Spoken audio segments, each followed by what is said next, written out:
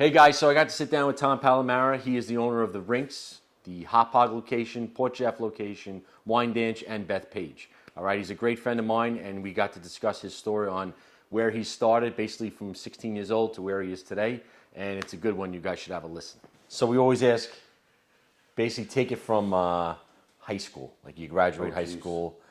I know some of your story already, but I don't know all the story. But I know some of the good parts that we could bring up later. Which stories are we allowed to tell? We could tell whatever you're comfortable telling.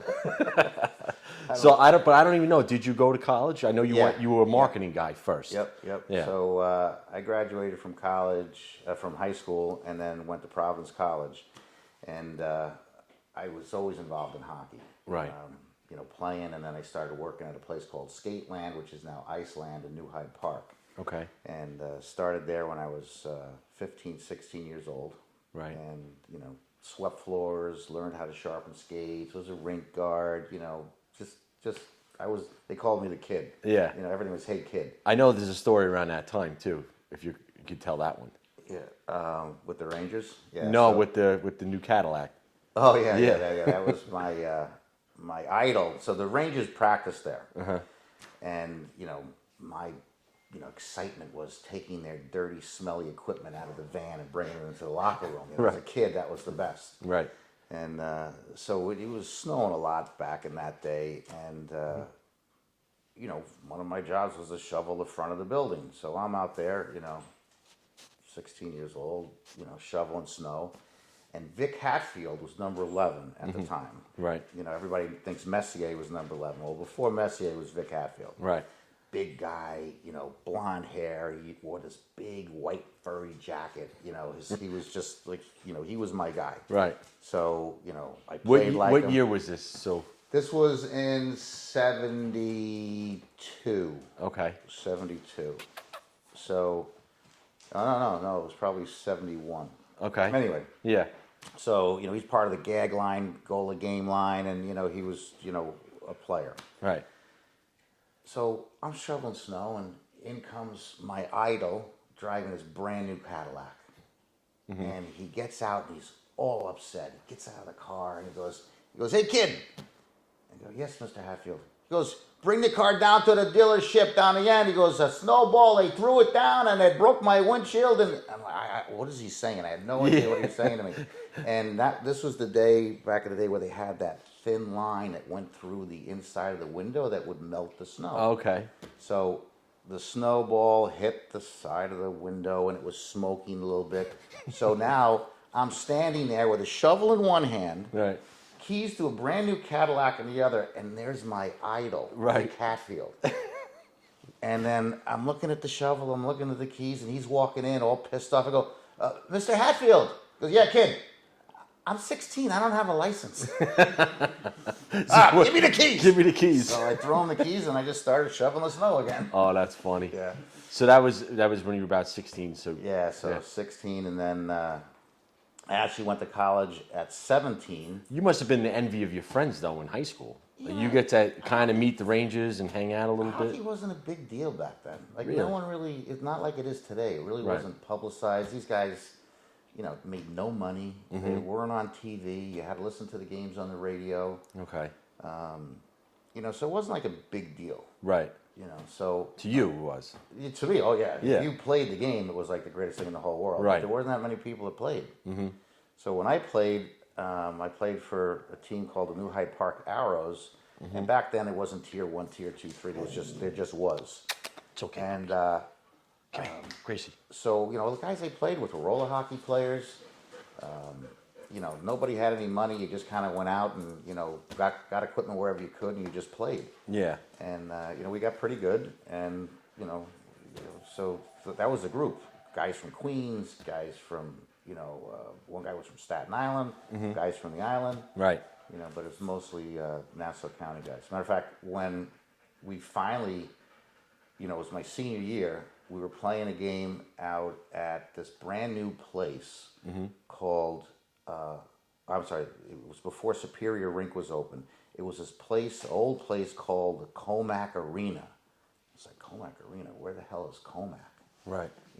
I'm from Nassau County, and Right. There's a rink out there. Now there's another team called Like the farm. the Yeah, Suffolk Royals. I'm Yeah. like, who were they? So my buddy Johnny Meagle and I, he had a license. I didn't. There's no Waze. There's no, so he barely had a map. So we go out, two kids, driving. He had his permit, and we're driving out there, and we couldn't find it.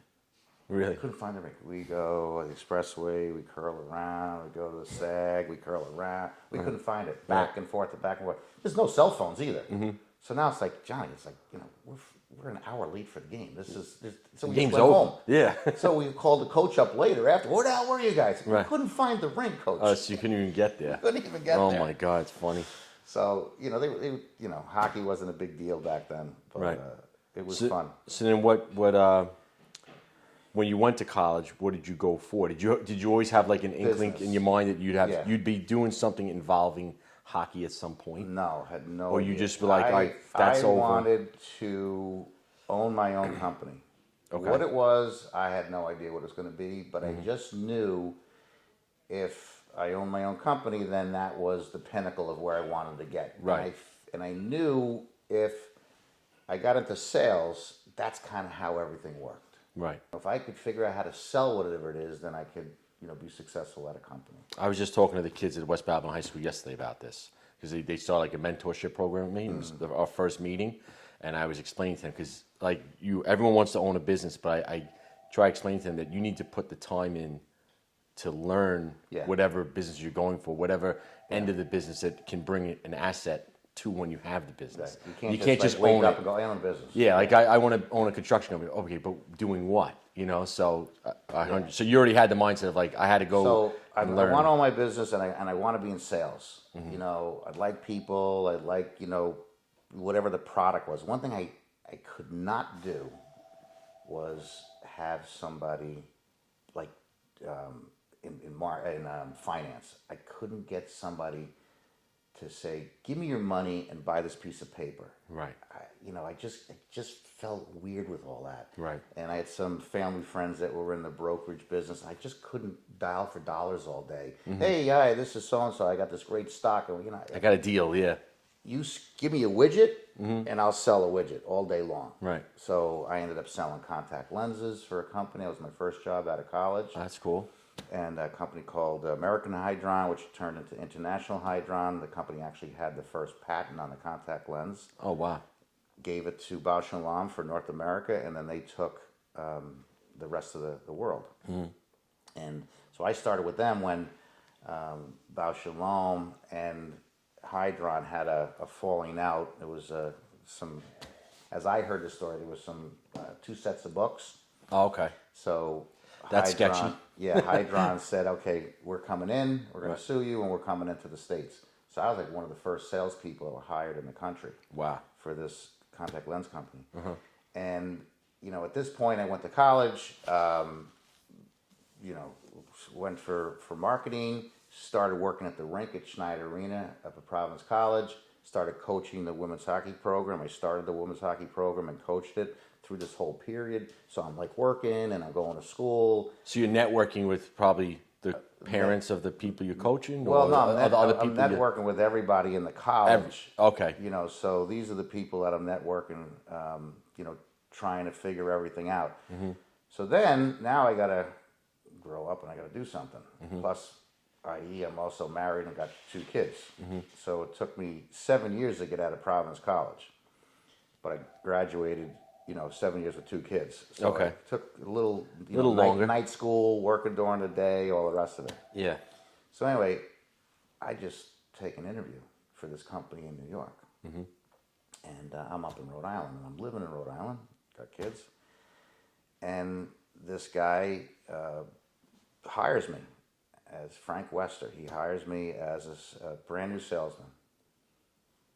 I had no track record, no nothing. But he saw that I worked from day one at the school. I was the first student to get a job at Schneider Arena. Started the women's hockey program. Right.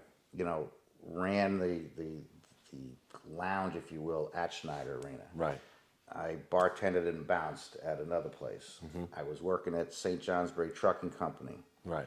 So I'm doing all these different jobs, and and I got 2 kids, so I'm motivated. You're moving and hustling, yeah. So he said to me one day, I'll never forget. He goes, I didn't hire you because you went to Providence College, but I wouldn't have been able to hire you if you didn't go to college. Right. It put you in that realm. So it was the simple fact of he was told by his boss that the criteria is to have a college degree. Oh, that's what he was getting. Okay. So, if I was just some kid on the street, he wouldn't have been able to hire me. But And for a sales position. for a sales position. That's surprising. Yeah. Are Well, they they still- were like really, because you're calling on doctors, you're calling on, ophthalmologists, optometrists, opticians, so you're kind of in, their mind, Right. different realm. Now, on the flip side, it was like when I was talking to these brokerage companies at one point, they wanted master degrees. They wanted Ivy League, degrees. Right. And I had this one interview, and it didn't go well, because the guy started like pumping me, went to Providence College and da-da-da-da. I said, listen, I said, I have more common sense than half the people out on that desk. Right. So you're either going to hire me for me, Right. or you're not. Right. I said, it has nothing to do with my degree. Right. So basically, what do you want to do? Yeah. I didn't get the job. But Well, surprisingly. nor did I want the job. No, you don't want to. Yeah, it was just, But I think that was from pressure from the higher ups, some other people to put pressure on them to make sure Yeah.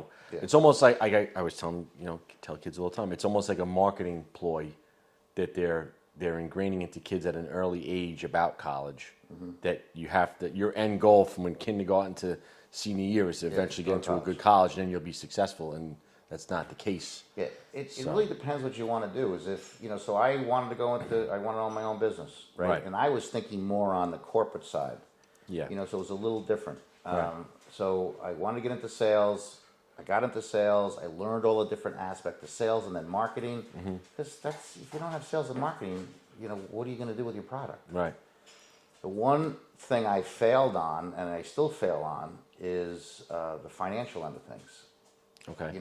Accounting just seemed like so hocus pocus to me. It's the balance sheet, the ledger, this has to add over to here. But at the end of the year, you can move some of these things over here and put them over here, and then that's okay. Right.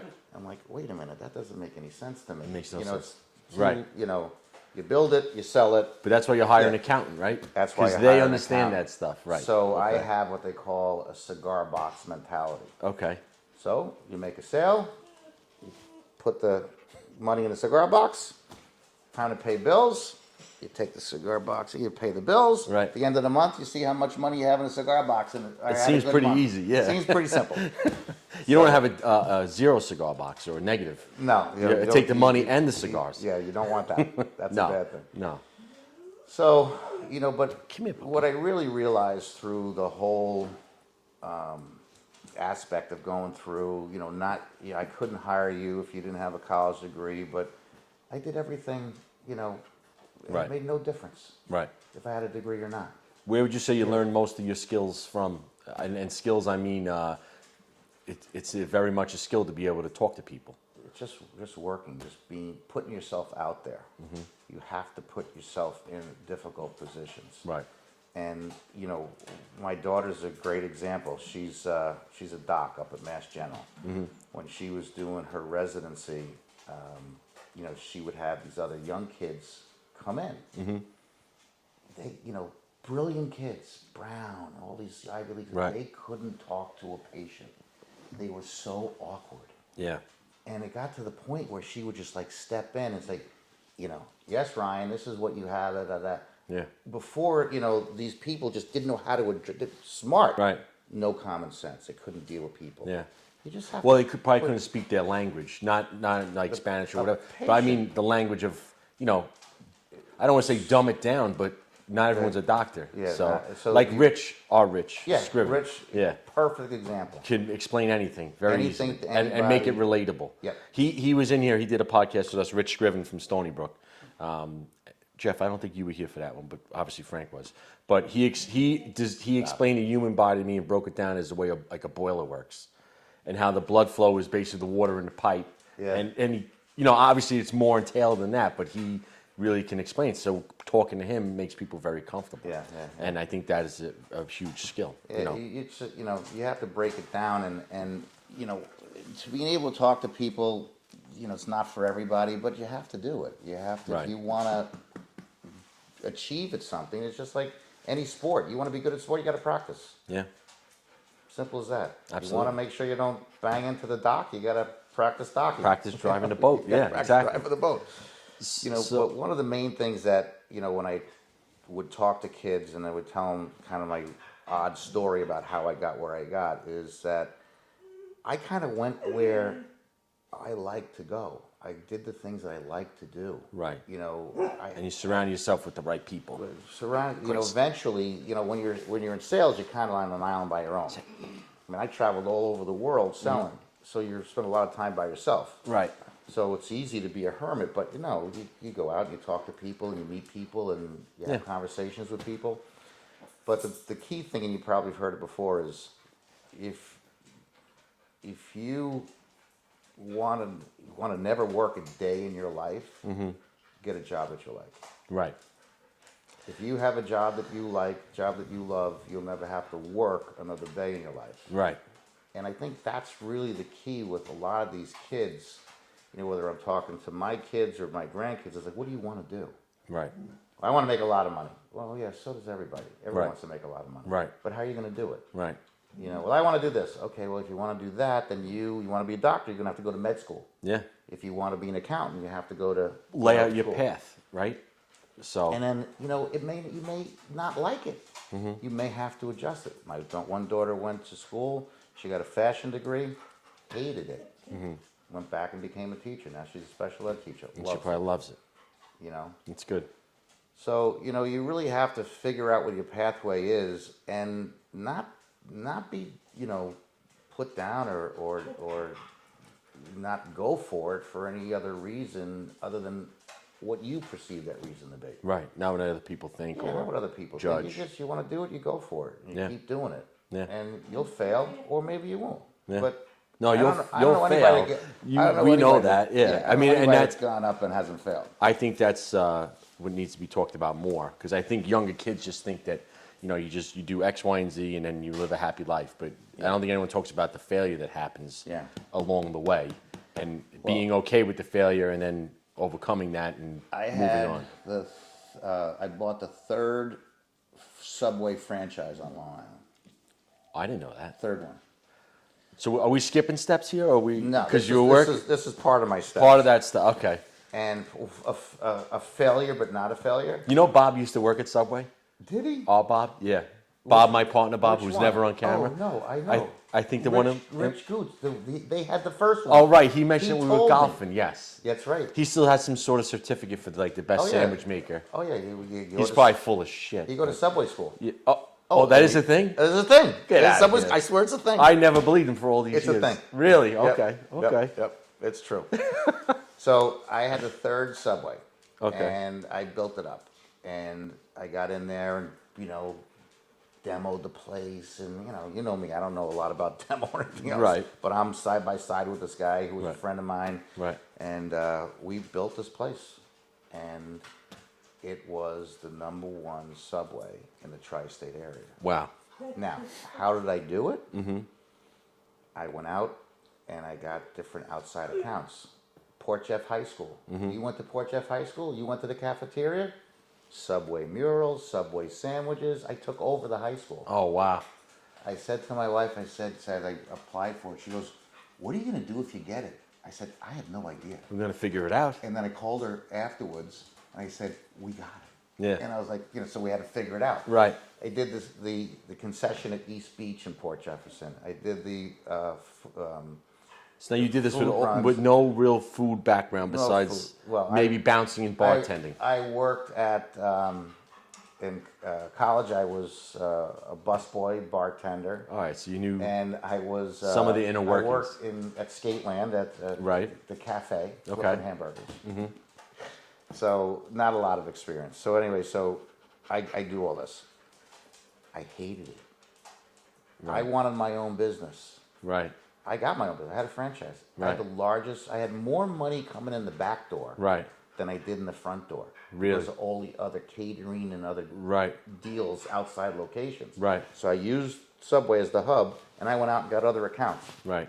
I'm doing food, delivering food, for lunches, and then took over the cafeteria. Right. East Beach, different concessions. I did a day camp up at Stony Brook. Right. I'm running, But now you had to build your reputation first with the first one to get to all those. well, I only used that satellite, and then Subway was like up and coming. Right. So I was like, oh, this is kind of cool. Right. So I kind of used that as. But yeah, I would say that would probably was your pitch, right? When you were going in and sell yourself for these food concession taking over. Well, I run the found a Subway. need, Yeah, and there you go. Okay, here's quality food.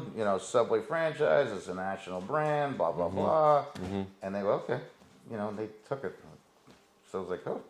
Okay. I hated it. I couldn't make enough money at it. If you want to work the counter at Subway, own it and work the counter, you can make money. But you have to open multiple locations. Right. Right. So my multiple locations are all these other side gigs. Right. And it was like brutal. Yeah. And I looked at my wife and she went, I don't think I want to do this anymore. How was help back then? That was fine. It was fine then? Yeah, Like people wanted to work? People wanted to work, no Yeah. problem. I hired this one girl, she kind of knew her. My kids went to school with her. Right. And she came in. White shirt, dark pants. I knew she was in the food service business. Right. Dirty, had this really attitude on her face. She comes like, you hiring? I said, I could be. Yeah. Because you looking for a job? Yeah. I go, where you coming from? I'm down in Port Jeff. Waitress, blah, blah, blah, blah, blah. I goes, so why aren't you there now? Yeah. I just quit. I can't take my boss anymore. So not the most bubbling personality? I go, she says, I need to find a job before I go home or I can't go home. Wow. So I'm like, okay. I hired her. Really? And she turned out to be great? She was great. That's awesome. She was great. She was a workhorse. That's cool. But she didn't like it anymore. She told her boss to. But that gets back to, we talk about it all the time. You have people who could be great at something that if they have the wrong boss or leader, Environment. Yeah. they're going to be shit. I mean, they're just not going to be happy. They're not going to perform. But if you have the right people leading you, it's huge. So she comes, works for you, and it's a totally different person. Totally different Same person, but totally different person. Yep. Yeah. Different experience. Right. And when you get into working, at the Rinx, we have I don't know. I guess any given year we have between 550 and 650 employees. Wow. So when you're dealing with Now that's Hop Hog, Port Jeff, and then the one in, is it Wheelie Heights or Wyandanch? Wyandanch. Wyandanch, okay. And then also Bethpage. And then Bethpage. Yeah. Holy so did the same thing at the Rinx that I did at Subway. Yeah. Got the Rinx. That was the hub. That's Which one did you get first? The Rinx. So is that the Hop Hog? That's the Hop Hog. Okay. Yeah, the Twin Ring facility. Can you tell the story about how that happened? Yeah. Because I know the story, but I want everyone else to hear it. Yeah. So my father knew Jerry Hart from boating. So Jerry Hart was a defenseman at the very beginning when the Islanders came out. They weren't very good, as everybody knows. Right. And, he was a defenseman. Is that because you're a Rangers fan? No, they truly weren't that good. No. You couldn't give away tickets back then. That's how. That's funny. Bad it was. So, my father had a boat. Right. Jerry had a boat, and they were next to each other. At How the crazy? marina. How crazy is that, Frank? I was kind of telling you some of that. Yeah. So Just they had to a boat be next to each documented. other. Now, my friend Johnny Meagle, who I mentioned earlier, we played hockey together. We would go on the boat, on my father's boat, like Friday night and Saturday night. Right. And he had a little, 27-foot. Right. Hey, What? I'm telling a story. Gracie, you're interrupting. Get over here. I wonder if she's got to go to the bathroom. No, she's just being a nudge. Yeah. So we would go and stay on the boat.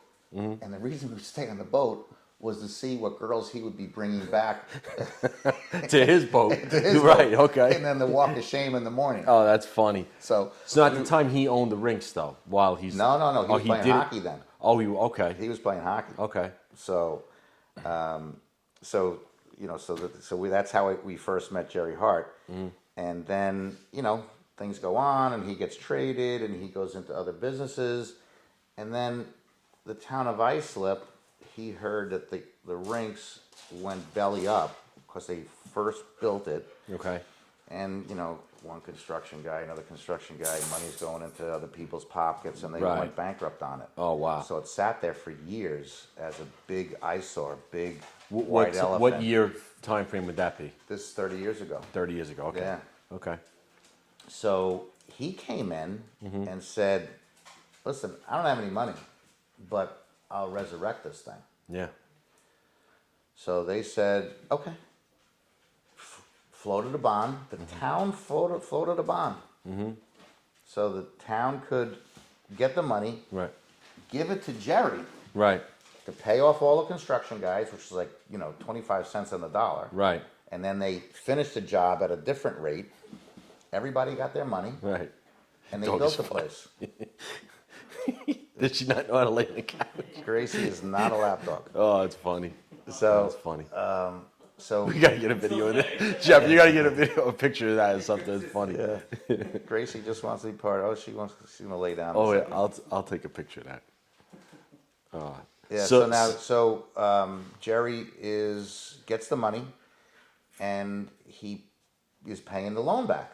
So that's how the Rinx got resurrected and built. Okay.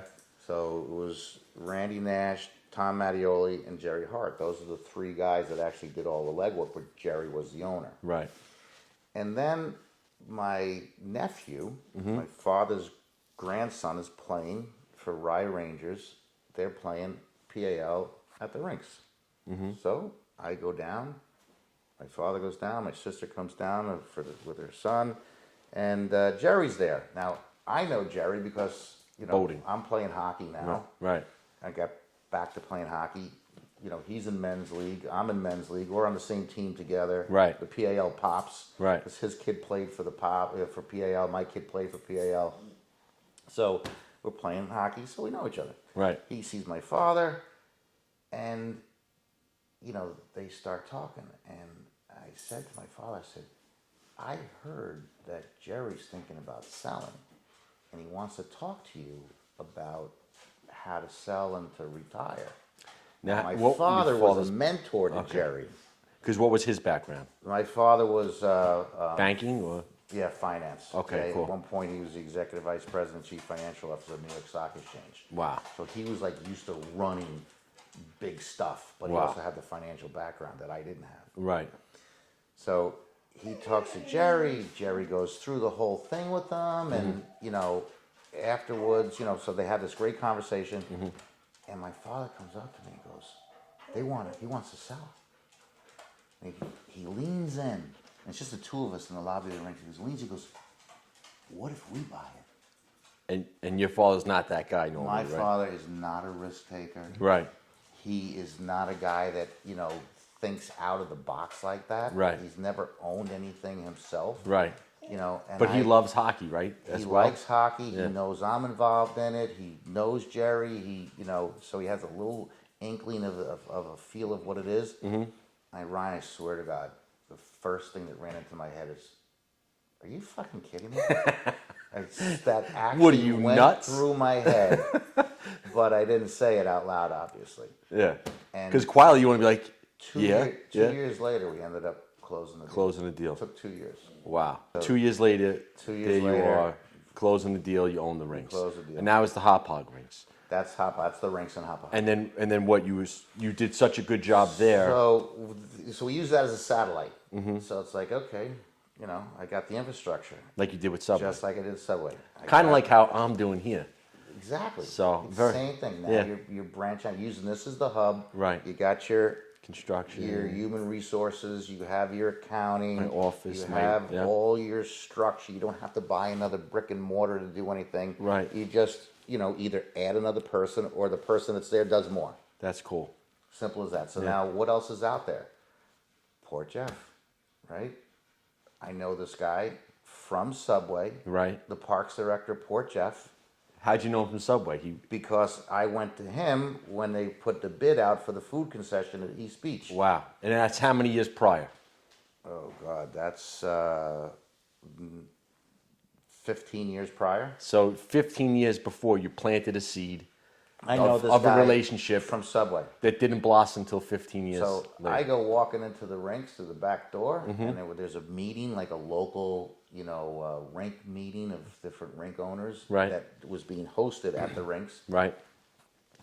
And I see him. What are you doing here? I go, what are you doing here? He goes, poor Jeff. Oh, no kidding. We just bought the place. He goes, you got to be kidding me.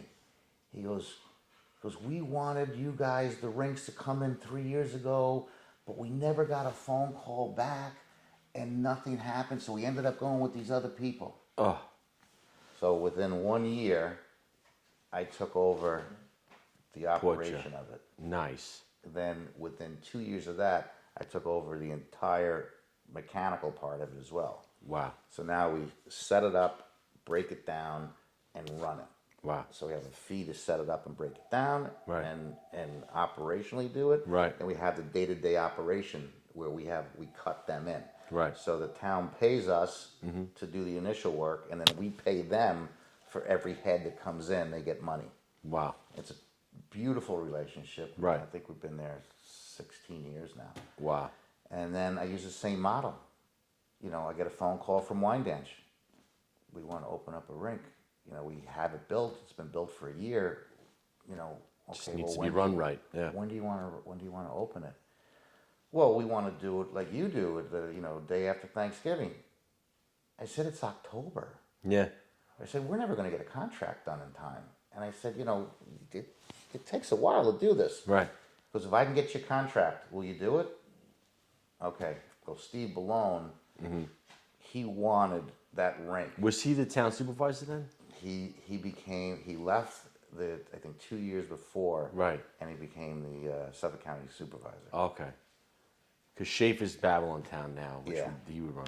Yeah, That's my so buddy. I Yeah. didn't know Schaefer other Yeah. than he was like the second in Yeah. command then. Right. Great guy. But he wanted it, and he made sure that contract got done. I think he was just 1 year out of his And position. it happened. Within 3 weeks, Holy shit. and we opened up Wyandanch. Nice. So that was phone call that we got because of our reputation. So you did Hop Hog, then Port Jeff, then Wyandanch, and then So we actually did Hop Hog, Port Jeff, then we did Beth Page. also you did in the middle. Before of that, Wyandanch was last. So Okay. Beth Page was another guy who was an instructor at the rinks for Jerry Hart. He moves on in his life and his career, and now he's a deputy commissioner for the town of Oyster Bay. Wow. They're completely renovating the rink, the outdoor rink that I used to play in as a kid. Right. It was outdoor. We used to freeze our butts off, and then inside was this fireplace and everything. Right. So they renovated the whole thing and built an indoor rink. Right. He needed some help. He needed a consultant. Wow. Now, I knew him at that point because his son was involved in hockey, and I met him again through hockey. I knew him years ago, but just like, hey, how are you? Right. When the rinks first opened up, when Jerry Hart had it. Right. Then through hockey, running the PAL organization now, I met him through that, and then we started doing a business where we were actually going to run the whole rink at Bethpage, and then that fell through the day before we were supposed to sign the contract. 3 years later, they come back and say, We don't want. we Yeah. can't do it. Yeah. We can't do the program. Yeah. Take we'll, it. We'll run Take the, it. We'll run the building. Will Yeah. you do the programming? Yeah. So the infrastructure we had was there. They gave us an office. We put some people in the office, and Yeah. so then that was Beth Page, and Wyandanch came afterwards. Now we're talking to people out east to possibly doing something with some of the newer opportunities out east. Right. You got a big renovation going on now. I don't know if you want to Yes. talk about that. I never want to talk about that, but I don't have a choice. Now, what he's, if it's $7 million renovation, or After interest, it's After interest. we're up to 5.2. so he's basically renovating the whole Hop Hog rinks, which now he's Complete infrastructure. now February, and you're going to be back up in June. June, And Yeah. that's 6 that's weeks. pressure Yeah, because So- he runs a tremendous camp program too, which Yeah. you Yeah, so we have last year we had 777 kids in the day camp. We had another 250 Colton kids. was one of them. Yep, Colton Yep, was he one. loved it. Yep. 250 kids in the 250 kids in the day the ice hockey camp. and we have our 300 and something employees. So go back to food service for a second. We're feeding close to or at 1,000 people a day. Right. So we'll do between 37 and 39,000 meals in 39 days. Wow. That's a lot of food. Wow. Yeah. Now you have to bring in a lot of extra people, obviously. How's staffing with that? Like, you have kids that are interested in wanting to work during those months, or Right now, staffing in every camp is brutal. You can't get anybody. so they don't. Now, They don't. to their defense, in the day camp industry, Right. we just don't pay a lot. Right. You know. But they get because tips from the families, no? some of them do. So, you know, we try to promote parents a tip. We give them suggestions, a daily suggestion, things like that. So Right. it's kind of in a way, a waitress Right. or a waiter Right. makes minimum wage, or a Work off tips. Yep. shift wage, which is lower than minimum wage, and then Yeah. they get tips. Right. But it's hard for kids to say, I'll go work at Wendy's for $15 an hour. Right. Right. And I'll make as much money, 3 days that I will in 5 days. Right. And I'm only working 4 hours a day. So, unfortunately, Which that wasn't always the case, was not always the case. which is another topic of discussion. Yeah, now they're talking, today it came out that they're thinking about raising the minimum wage again. Because this, recession that we're having is driving prices. But what? Yeah. As a business owner, what do you Exactly. think? So the government is going to screw the Right. country with the recession, Right. and then they're going to fix it by raising the minimum wage because the people who are at the poverty level are getting screwed. Right. So who's getting screwed? People like you and I that have the small business, Right. So all they're going to do is just, further depress everything. So she just announced that yesterday. That's crazy. That's why I don't watch the news. It's ridiculous. I It's guess too I wait for it depressing. to just happen. Yeah, it sucks, and then bob and weave through that, right? So, but I love your story. Your story. I mean, just the networking from years prior that could come to, like, you plant your seeds early. Yeah. And I swear to God, I was just telling kids this yesterday, right? Jeff was there. And I tell them all the time when I go talk to the BOCES, whenever I say, don't burn a bridge. Don't act on emotion.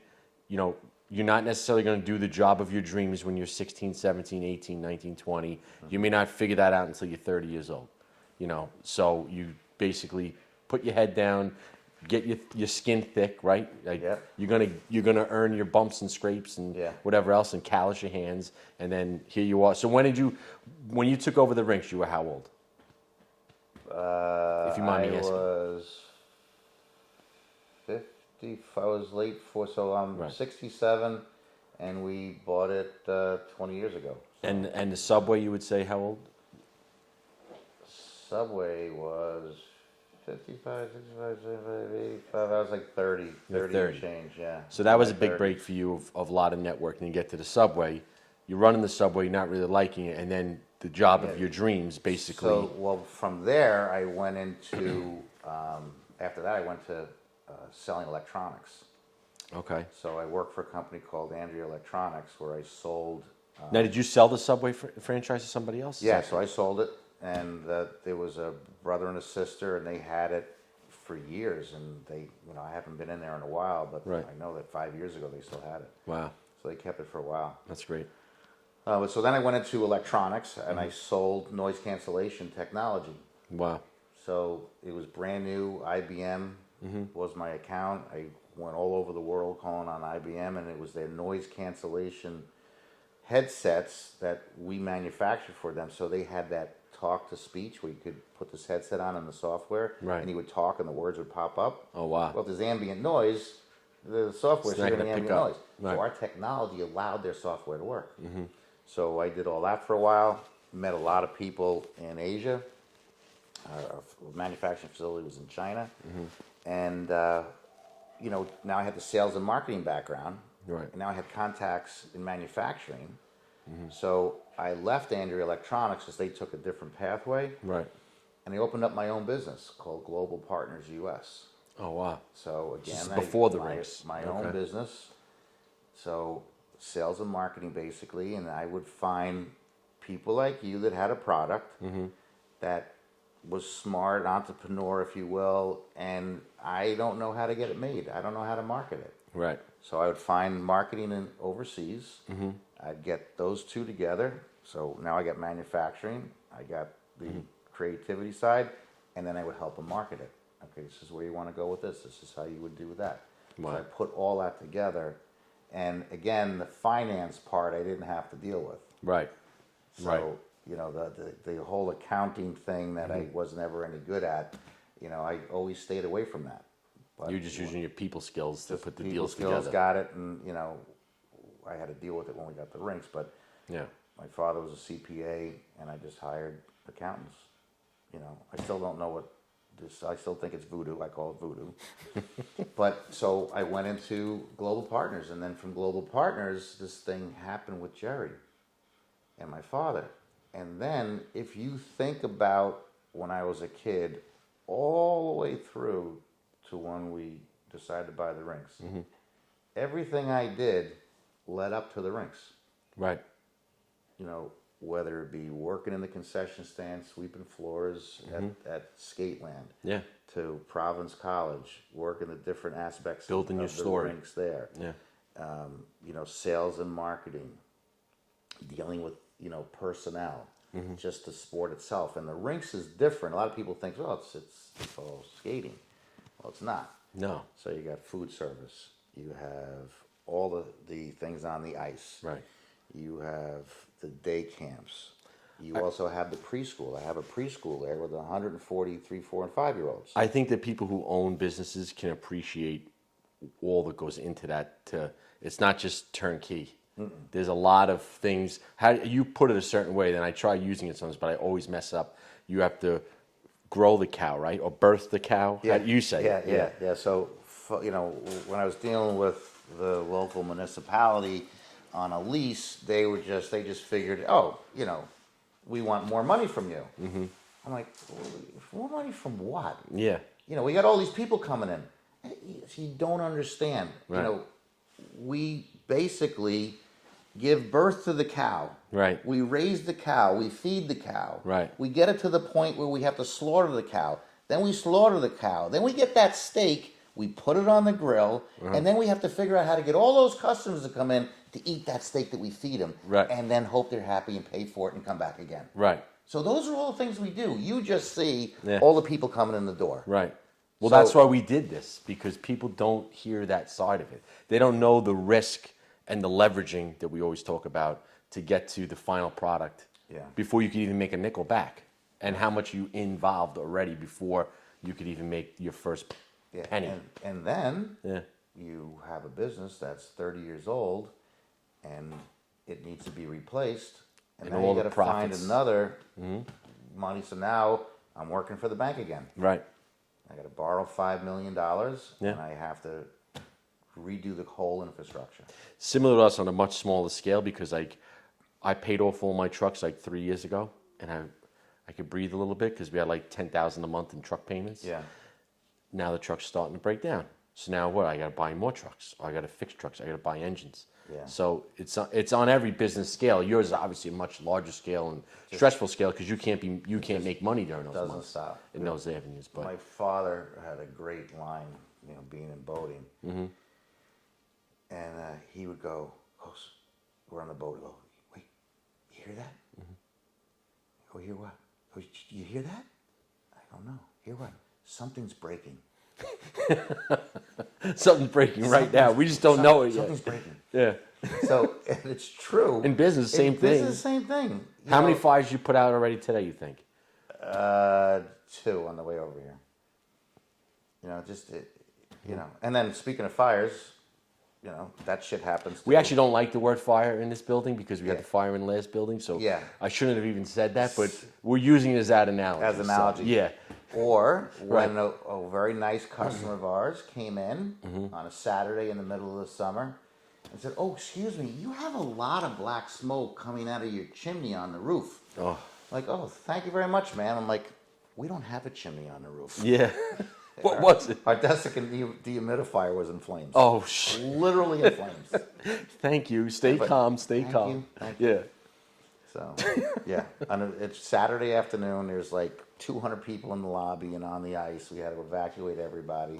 Oh, Firemen came in with all their toys. I'm like, please leave your toys. Don't break anything. They just want to do something with their axe. yeah. We very much appreciate the firemen. I'm up try on not the to roof mess with the place up. firemen, and I'm like, just don't break anything, all right? And then finally the thing's toast. Right. And we got to get in there. And he goes, "You got the key?" I go, "Key? The thing's melting. Just use your toys and break it open." So then they could use their toys. They were so excited. That's funny. Yeah. Bobbing and weaving. Yeah.